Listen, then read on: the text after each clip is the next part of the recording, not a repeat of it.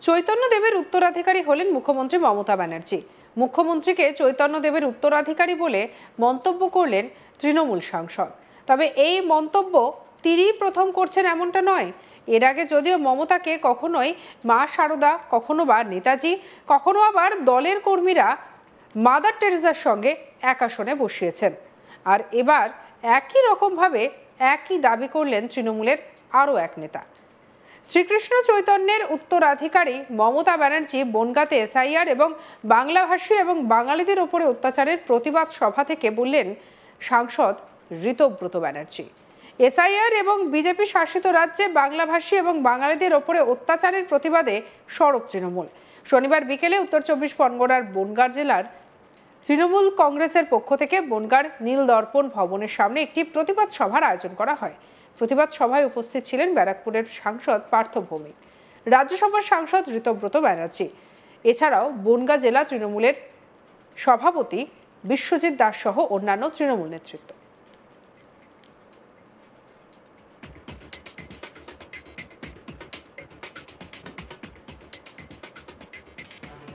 আর এই মঞ্চ থেকে বক্তব্য রাখতে গিয়ে এসআইআর নিয়ে কেন্দ্রীয় সরকারের বিরুদ্ধে তোপ দাগেন পার্থ ভৌমিক। বিজেপি শাসিত রাজ্য থেকে বাঙালিদেরকে অত্যাচার করা হচ্ছে বলে অভিযোগ তোলেন তিনি। অন্যদিকে রাজ্যসভার সাংসদ ঋতব্রত ব্যানার্জি বক্তব্য রাখতে গিয়ে মমতা ব্যানার্জিকে শ্রী চৈতন্যদেবের উত্তরাধিকারী বলে দাবি করেন।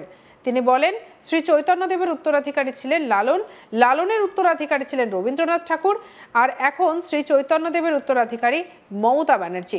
তিনি যে পথে চলেন তার সঙ্গে লাখো লাখো মানুষ সেই পথেই চলেন। কি বলছেন ঋতব্রত ব্যানার্জি, শুনবো। চোখের দিকে তাকাতে বললেন, সমস্ত মানুষ ঘুরে প্রভুর চোখের দিকে তাকালো। আর সেই 550 বছর আগে সেই জ্যোতির্ময় বাঙালি পুরুষ বিপ্লবী শ্রীকৃষ্ণ চৈতন্য দুহাত তুলে উচ্চারণ করলেন, মহাম্বোধে স্থিরে কনক রুচিরে নীল শিখরে বসন প্রসাদান্তে সহজ বলভদ্রেণ বলীনা সুভদ্র মধ্যস্থ সকল সুর সভব শরদ জগন্নাথ স্বামী নয়ন পথগামী ভব তুমে। উচ্চারণ শেষ হলো না, বাঁধ ভেঙে যায় যেরম ভাবে, তরঙ্গ যেমন বাঁধ ভেঙে দেয়, মানুষ বাঁধ ভেঙে দিয়ে রথের রশির দখল নিল।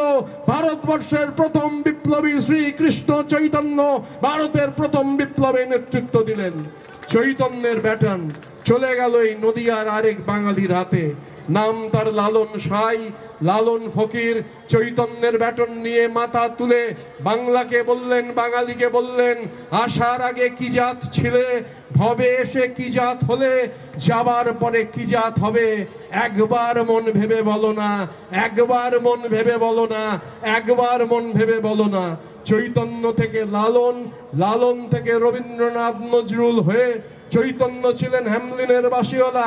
যে পথে তিনি হাজার হাজার লাখো মানুষ তার সঙ্গে, চৈতন্যের উত্তরাধিকার, লালনের উত্তরাধিকার, রবীন্দ্রনাথ নজরুলের উত্তরাধিকার, জীবনানন্দের উত্তরাধিকার, চৈতন্যের সেই উত্তরাধিকার এখন মমতা বন্দ্যোপাধ্যায়ের হাতে, নেত্রী পথে লাখো জনতার সাথে।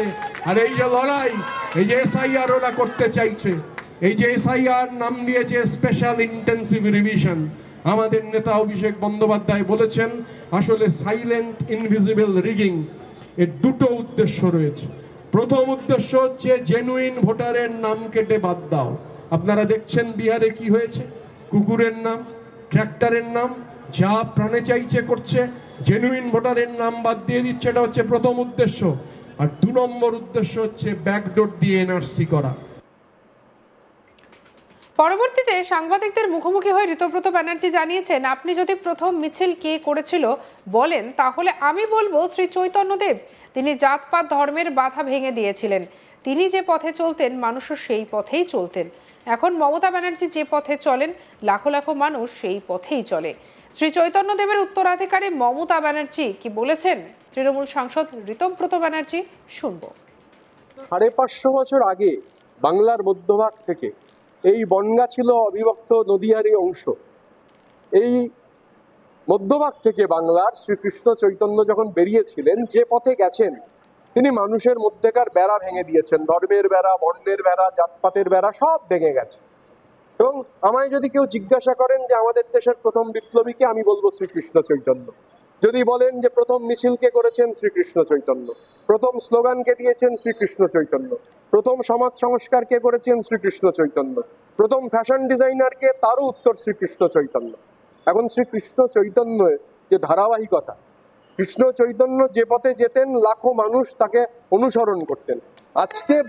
আজকে যে বাংলায় আমরা দাঁড়িয়ে রয়েছি, আমাদের বাঙালির ডিএনএ হচ্ছে 5000 বছরের ডিএনএ, আর উত্তরাধিকার তো পাস হয়ে যায়।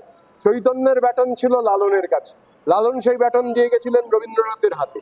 এবার চৈতন্যদেব যে পথে যেতেন সঙ্গে লাখো মানুষ। মমতা বন্দ্যোপাধ্যায় আজকে যেখানে মমতা বন্দ্যোপাধ্যায় সেখানে লাখো জনতা মমতা বন্দ্যোপাধ্যায়ের সাথে ক্রমাগত তাকে অনুসরণ করছে। যে লড়াই, বাংলার লড়াই, বাঙালির লড়াই, যে কোনো অন্যায়ের বিরুদ্ধে লড়াই, সেই লড়াইয়ে মমতা বন্দ্যোপাধ্যায় হচ্ছেন সংগ্রামের বর্ষাফলক। যে কারণে, এবং আমি যে কারণে বারবার করে সব জায়গায় এটা বলি, যে চৈতন্যদেবের প্রকৃত উত্তরাধিকারী কেউ যদি হন তিনি মমতা বন্দ্যোপাধ্যায়।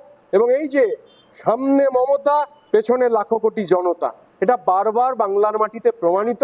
এবং যে কারণে আমি একথাও বলি যে বাংলার যে কৃষ্টি, সে চৈতন্যদেব থেকে লালন ফকির, রবীন্দ্রনাথ, নজরুল হয়ে বাংলার যে চিরায়ত কৃষ্টি, মমতা বন্দ্যোপাধ্যায় সেই কৃষ্টির ধারক। যে কারণে আমরা বলি, আমি আজান দিয়ে থাকি, আমি যিশু খ্রিস্টের পায়ে নত, যত মত তত পথ, রামকৃষ্ণর কথা মতো, হরিওম তৎসতে আমি বড়ে গোলাম আলীর গোলাম, বাগদেবীর চরণে প্রণামী দিয়ে দিয়ে আমি বাঙালি হলাম। আল্লাহ মেঘ দে, পানি দে, ঠাকুর তুই ছায়া দে সবার ঘরে ঘরে, যেখানে মমতা লড়ে যান সেখানে বাঙালি বাস করে। চৈতন্যদেবের উত্তরাধিকারী হলেন মুখ্যমন্ত্রী মমতা ব্যানার্জি। মুখ্যমন্ত্রীকে চৈতন্যদেবের উত্তরাধিকারী বলে মন্তব্য করলেন তৃণমূল সাংসদ। তবে এই মন্তব্য তিনিই প্রথম করেছেন এমনটা নয়।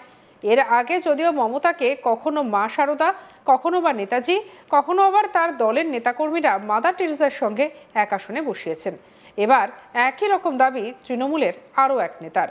শ্রীকৃষ্ণ চৈতন্যের উত্তরাধিকারী মমতা ব্যানার্জি বনগাঁতে এসআইআর এবং বাংলাভাষী এবং বাঙালিদের ওপরে অত্যাচারের প্রতিবাদ সভা থেকে বললেন সাংসদ ঋতব্রত ব্যানার্জি। কি বলেছেন শুনবো।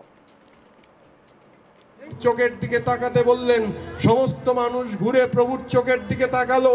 আর সেই 550 বছর আগে সেই জ্যোতির্ময় বাঙালি পুরুষ বিপ্লবী শ্রীকৃষ্ণ চৈতন্য দুহাত তুলে উচ্চারণ করলেন, মহাম্বোধে স্থিরে কনক রুচিরে নীল শিখরে বসন প্রসাদান্তে সহজ বলভদ্রেণ বলীনা সুভদ্র মধ্যস্থ সকল সুর সভব শরদ জগন্নাথ স্বামী নয়ন পথগামী ভব তুমে। উচ্চারণ শেষ হলো না, বাঁধ ভেঙে যায় যেরম ভাবে, তরঙ্গ যেমন বাঁধ ভেঙে দেয়, মানুষ বাঁধ ভেঙে দিয়ে রথের রশির দখল নিল। ভারতবর্ষের প্রথম বিপ্লবী শ্রীকৃষ্ণ চৈতন্য ভারতের প্রথম বিপ্লবে নেতৃত্ব দিলেন। সঙ্গে রাখুন আজ তাক বাংলাকে। অন্যান্য খবরের জন্য লাইক, কমেন্ট, শেয়ার, সাবস্ক্রাইব করতে ভুলবেন না।